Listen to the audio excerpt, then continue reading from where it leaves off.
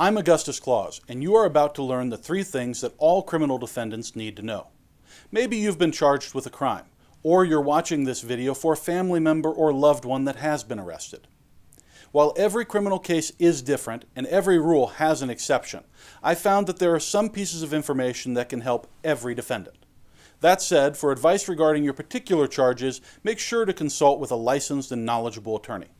But even if you've never been arrested, these 3 things will help you with any official interactions with the police. First, be quiet. Shut your mouth. You must identify yourself, but you aren't required to do anything else. You have the right to remain silent. Use it. Your driver's license is on loan to you from the state of Nevada. So when you are stopped by a police officer, the first thing you should do is give it back to them. After you've identified yourself, hopefully with your driver's license, you aren't required to answer any more questions. You don't need to tell the police where you've been or where you're headed. You don't need to tell them how much you've been drinking or when you last beat your spouse. Don't be fooled by an officer saying that if you cooperate, it will work out better for you. Remember, the police are allowed to lie to citizens they are investigating, and the rules reward them for doing it.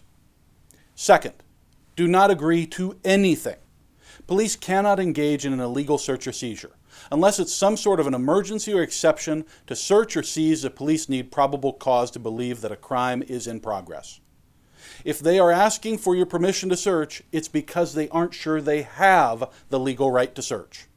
Think about it in terms of a job, because that's what it is. The police officer is getting paid to do a job just like anybody else.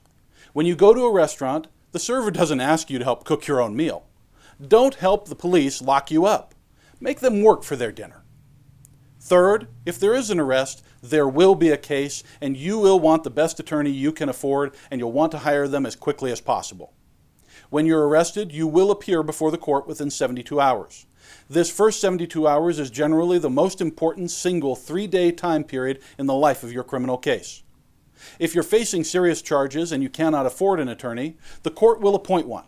But common sense will tell you that you will present a better appearance when standing next to your own private attorney rather than relying on a public defender. Moreover, this first 72 hours is when your custody status is determined by the court and you really want to be out of custody for your case. There's obviously more to defending a criminal case, like what's a preliminary hearing versus an indictment, discovery versus discovery motions. What is probable cause? What are Brady motions? How do you suppress statements?